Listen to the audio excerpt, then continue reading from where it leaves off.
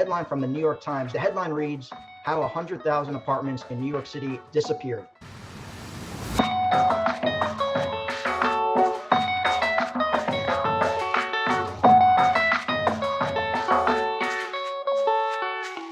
All right, what's going on, everyone? How we all doing today? It's Vinny Celeste here. Welcome to another episode of the Cashflow Digest. You'll probably realize that I'm not Matt Faircloth. Matt is out working on some really exciting stuff that I know we're looking forward to telling you all about.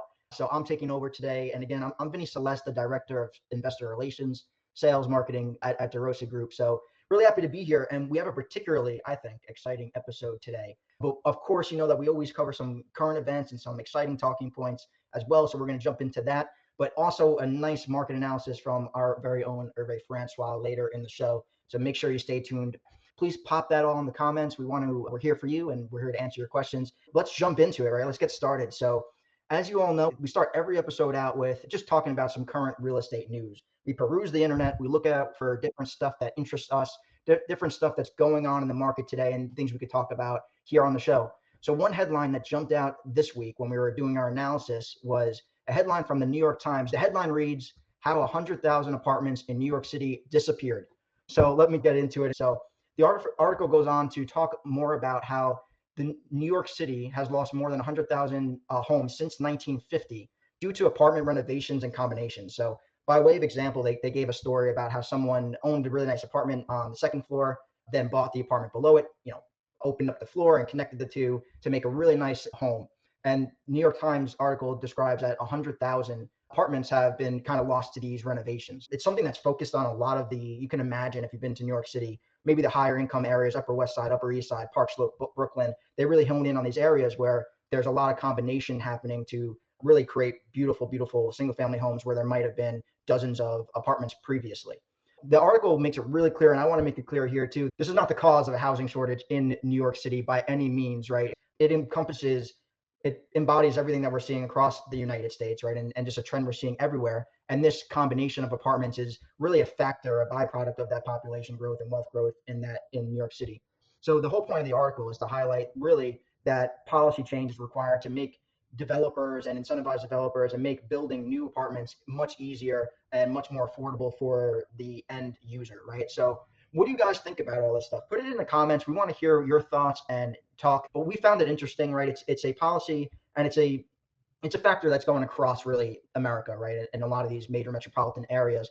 And one thing I can tell you from living in Charlotte is one way Charlotte's addressing this and what we can pay attention to as investors are new opportunities for repositioning plays and redevelopment of office space into more apartments. Also adding units by maybe through ADUs. If you guys aren't familiar with the term ADU, auxiliary dwelling unit, it's something that's very common out in the West Coast of America, right?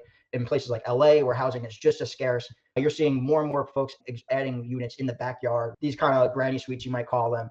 And so the point of the article and the point I'd like to drive here is as investors, there's an opportunity here to get creative, to create a space, safe and a good community for people to live in, and of course, improve communities and provide wealth for your investors and yourself. So that's what I've got for you guys here. Again, let us know what you think about all this. Drop it in the comments. We want to have a conversation and we're here to chat.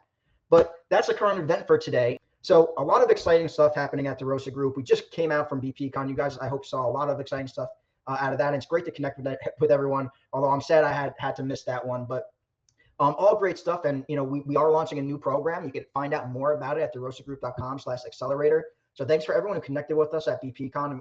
There's a lot of excitement around, and it's been so great to see the reception around this program. It's all about giving you the systems and processes that we use every day in our, at DeRosa Group. We want to give you DeRosa Group. So head to this website, just learn a little bit more about it. We're happy to jump on a call and see if it's a good fit for you and your vision. And it's exciting to work with everyone. So with that, everyone, I hope you remember this live show every week. We're here in our Facebook community, DeRosa Insiders. We're live every Friday at noon. We're here to answer your questions, interview exciting guests, and talk about cool, current events. So thank you all for coming, and I hope you have a great week. Talk to you soon.